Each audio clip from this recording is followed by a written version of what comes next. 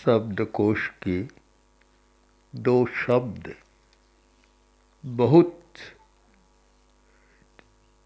चर्चित या महत्वपूर्ण शब्द हैं, सुख और दुख।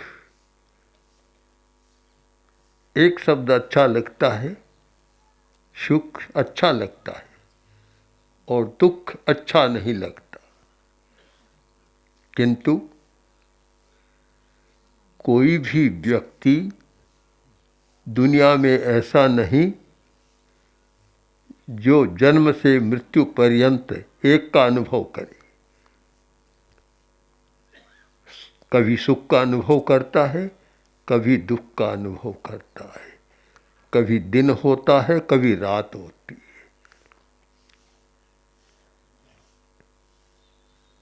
दोनों आते हैं। जब सुख का अनुभव होता है तो अच्छा लगता है, और दुख का अनुभव है कष्टप्रद लगता है। आदमी नहीं चाहता कि दुख आए, फिर भी आता है। कुछ चीजें बिना बुलाए आती है।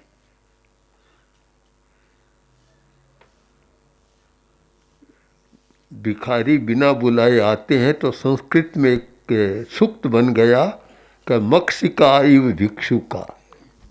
ये भिखारी बिना बुलाए आते हैं जैसे मक्खियाँ बिना बुलाए आती है।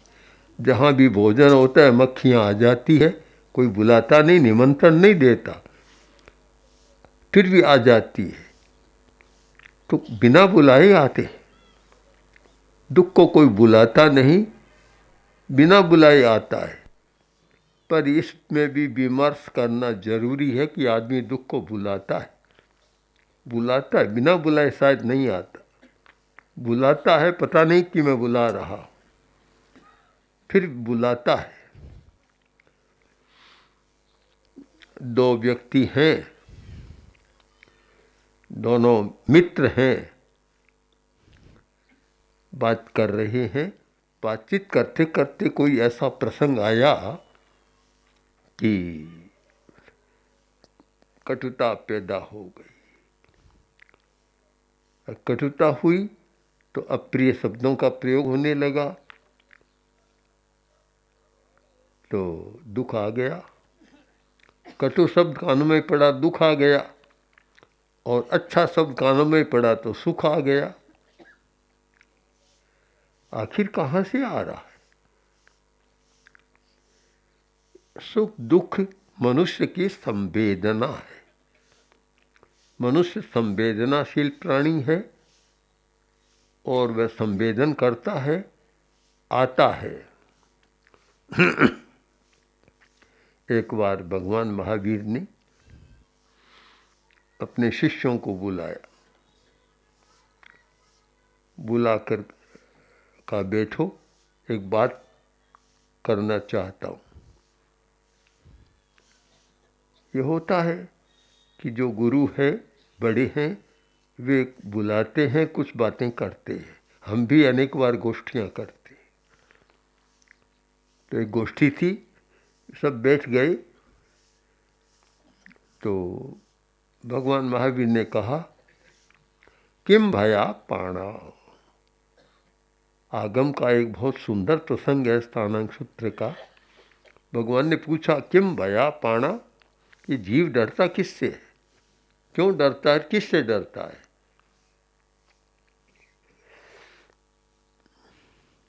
तो उत्तर दो।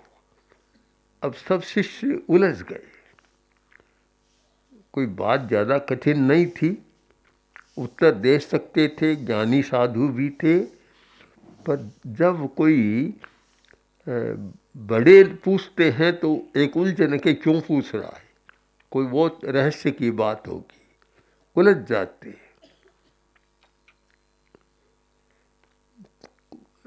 पूज्य कालूगणी बहुत बार पूछते रहते थे, तो बड़े बड़े संत उलझ जाते। बात साधारण होती, पर कई कालूगणी पूछ रहे हैं तो इसका कोई न कोई रहस्य है, इसके पीछे उलझन पैदा होती। तो महावीर के विषय से बहुत बड़े बड़े ज्ञानी थे, इस छोटी सी बात में उलझ गए। कोई बोला नहीं। तब सब ने एक स्वर से कहा, भंते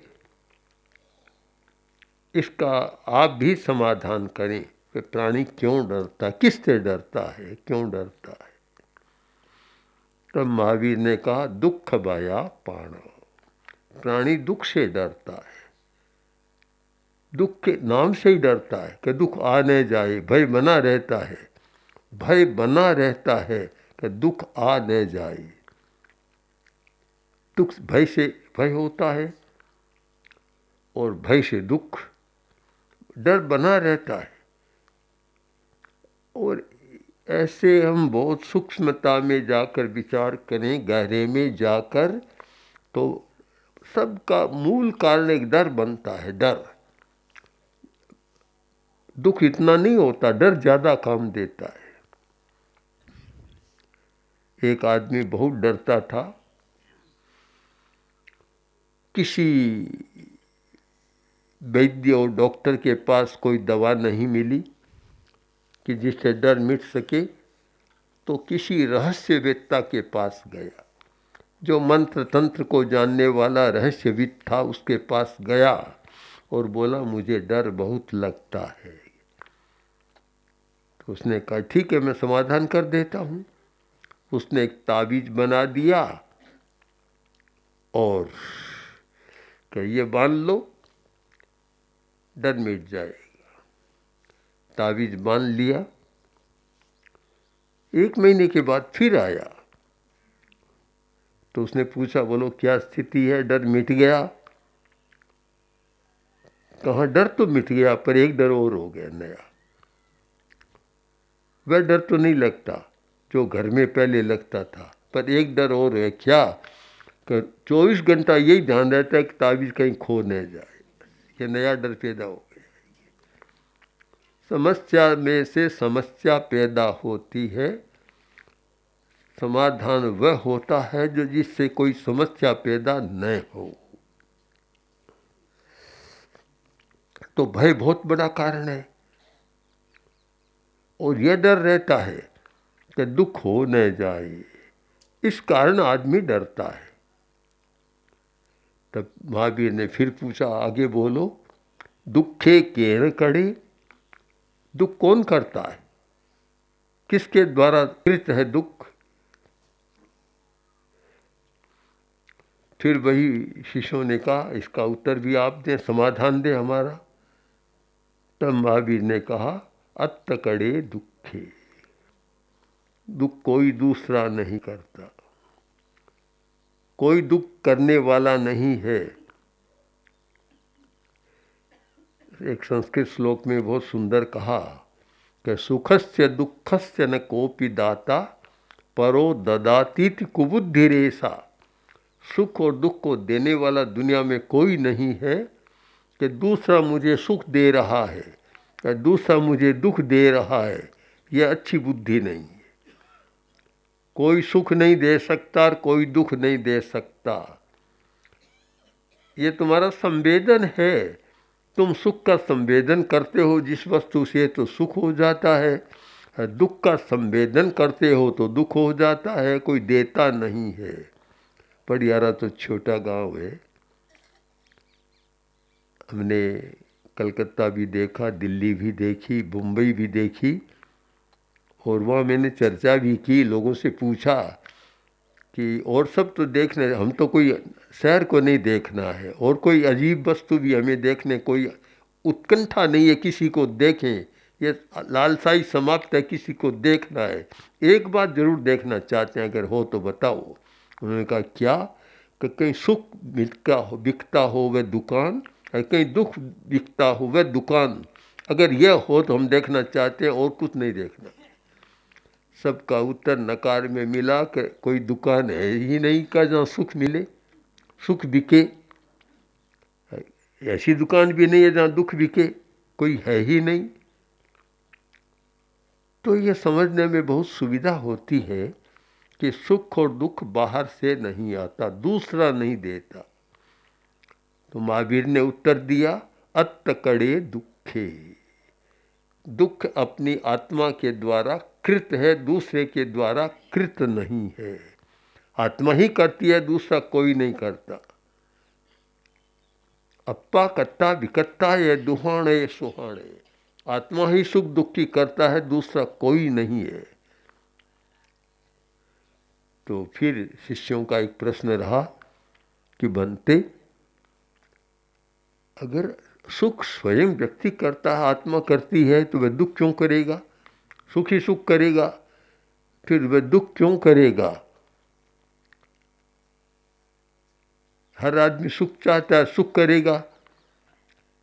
तब महावीर ने उत्तर दिया, पमायेनम, व्यक्ति अपने प्रमाद से दुख पैदा करता है, चाहता नहीं, पर अपने प्रमाद से दुख पैदा करता है। अपना प्रमाद। तो इस सारे संवाद का सार यह निकला है कि प्रमाद और अप्रमाद, इन दोनों शब्दों पर हम विचार करें तो फिर जोड़ दें कि अप्रमाद में आदमी सुखी रह सकता है, और जहाँ प्रमाद में जाता है वहाँ दुखी बन जाता है। प्रमाद एक मूर्छा है, एक नशा है। जैसे नशे में आदमी चला जाता है, उसको भान नहीं रहता और वह गलत काम भी करता है, वैसे ही प्रमाद का जब नशा होता है, प्रमत्त होता है आदमी, तब पता नहीं चलता कि यह मुझे करना चाहिए या नहीं करना चाहिए, पता नहीं रहता। यह काम तुमने क्यों किया? पता नहीं, मैं नहीं करना चाहता था पर कर लिया। इस प्रकार की मनोदशा बहुत बार लोगों में होती है कि मैं यह काम करना तो नहीं चाहता था पर पता नहीं कैसे हो गया। मैं गाली देना नहीं चाहता था पर पता नहीं कैसे उस समय आवेश में गाली निकल गई। तो इसका हम निष्कर्ष निकालें कि जो हमें चला रहा है वह है हमारा भाव, आवेश। भाव चला रहा है, आदमी को पता नहीं चलता। आवेश, आवेश में आता है तो गाली निकल जाती है, मारपीट हो जाती है, लड़ाई झगड़ा होता है। आवेश शांत होता है तो कुछ भी नहीं होता। वही आदमी, एक ही आदमी आवेश की अवस्था में पागल बन जाता है, हत्यारा बन जाता है, लड़ाई झगड़ा करने वाला, कलह करने वाला बन जाता है, और अनावेश की अवस्था में, शांत अवस्था में अच्छा लगता है, कुछ भी नहीं करता। तो हम इस पर विचार करें, आत्मकर्तृत्व पर। आत्मकर्तृत्व कोई दूसरा नहीं करता, कोई भगवान भी नहीं करता, आदमी स्वयं करता है। आत्मकर्तृत्व, मेरा कर्तृत्व किस दिशा में जा रहा है, इस पर विचार करें। कर्तृत्व कहाँ है, कहाँ जा रहा है? किंतु प्रमाद ऐसा है कि पता नहीं लगता। एक छोटा बच्चा है, छोटा बच्चा सांप के मुंह में भी अंगुली डाल देता है, क्योंकि उसको पता नहीं है कि इसका परिणाम क्या होगा। आग पर भी पैर रख देता है, अंगारे पर भी पैर रख देता है, पता नहीं। तो दो चीजें होती है, एक तो होता है अज्ञान, एक होता है प्रमाद। हमें सारे वक्तव्य के रहस्य को समझना है, अज्ञान और प्रमाद। एक तो हमें अज्ञान को मिटाना है। जो विद्यालय हैं अज्ञान को मिटाते हैं, पर मैं जिस अज्ञान की चर्चा कर रहा हूँ वह अज्ञान को विद्यालय भी नहीं मिटा सकता। अपने अस्तित्व का ज्ञान नहीं है, मैं कौन हूँ इसका ज्ञान नहीं है आदमी को। आदमी की सारी पहचान बाहर से बनी हुई है, अपना ज्ञान नहीं है। तो एक तो अज्ञान के कारण वह नहीं जानता कि इसका परिणाम क्या होगा। एक आदमी हत्या करता है, वह नहीं जानता कि इसका परिणाम क्या होगा, मुझे क्या भुगतना पड़ेगा। कर्म करता है, बुराई करता है, पाप करता है, हंसी हंसी में करता है, यह नहीं सोचता कि इसका परिणाम मुझे भुगतना पड़ेगा और कितना भयंकर परिणाम होगा। अज्ञान है। तो एक अपेक्षा है कि आदमी का अज्ञान मिटे, अज्ञान। और यह धर्म क्षेत्र होता है, वह अज्ञान मिटाने का साधन है। एक विद्यालय है, अज्ञान मिटाता है, उससे पैसा कमाने की कला आ जाती है, बहुत अच्छा काम भी करता है, वस्तुओं का निर्माण करता है, और वैज्ञानिक भी कितना कर रहे हैं, किंतु वे भी अपने बारे में अज्ञानी हैं। वस्तु जगत के बारे में तो बहुत ज्ञान है। आज एक सॉफ्टवेयर वाला, आज एक कंप्यूटर वाला, इंटरनेट वाला, और भी अनेक दिशाओं में काम करने वाला कितने कितने चमत्कारी काम कर देता है। साइंस वाले भी, फिजिक्स वाले भी कितने काम कर देते हैं, किंतु वे भी अपने बारे में अज्ञान रखते हैं, ज्ञान नहीं है। तो हमें समझना है कि जब तक अपना ज्ञान नहीं होगा, हम दुख अपने लिए पैदा करते रहेंगे, अपने लिए दुख पैदा करेंगे। और मैंने तो देखा है, बड़े बड़े वैज्ञानिक, बड़े बड़े बौद्धिक, बड़े बड़े शिक्षाविद हमारे संपर्क में आते हैं, और दुखी भी देखा है उनको। ऐसे व्यक्ति को देखा जो साइकियाट्रिस्ट है, मनस चिकित्सा करता है, दूसरों की चिकित्सा करता है, एकांत में मेरे पास आकर कहता है मैं बहुत दुखी हूँ। मैंने कहा कि तुम तो साइकियाट्रिस्ट हो और मानसिक चिकित्सा करते हो, कि दूसरों की तो करता हूँ पर मैं बहुत मानसिक पीड़ित हूँ, मन से पीड़ित हूँ। बड़ा विचित्र लगता है। और ये तब होता है कि अपना ज्ञान नहीं है। दूसरा होता है प्रमाद। प्रमाद अवस्था में आदमी बच्चा बन जाता है, पता ही नहीं लगता, बचपन आ जाता है, भान नहीं रहता, बचपन। बच्चा बड़ा कठिन होता है, बच्चे को मनाना भी बड़ा कठिन होता है बचपन को। एक बार बीरबल देरी से आया, तो बादशाह ने कहा कि आज देरी से क्यों आया, इतना विलंब क्यों किया, क्या तुम सभा की मर्यादा को नहीं जानता? राज्यसभा की मर्यादा है कि ठीक समय पर आना, देरी क्यों की? बोला जहाँ अपना एक समस्या हो गई। क्या? कि एक बच्चा रोने लग गया, उसे मनाने में समय लग गया। बादशाह कहा कि बच्चे को मनाना क्या इतना कठिन है जो इतना समय लग गया? कहा महाराज बहुत कठिन, आपको पता नहीं, बड़ा कठिन है। काफ़ी आपस में संवाद बीरबल और बादशाह की चला। बादशाह कहता है कोई समस्या नहीं, बहाना कर रहा है। वह कह महाराज बहाना नहीं कर रहा हूँ, बड़ी समस्या है। आखिर लंबा विवाद चला, तो बादशाह बोला कि क्या बताओ कैसे है? बीरबल बोला कि प्रयोग करके बता दूं, ये सिद्धांत नहीं, प्रयोग किए, मैं अभी बच्चा बनता हूँ और आप मुझे मना दे। बादशाह ने कहा 2 मिनट में मना लूँगा। ठीक है। तो बीरबल बच्चा बन गया, रोने लग गया, रोने लगा। तो बादशाह ने कहा और बच्चा रोता क्यों है?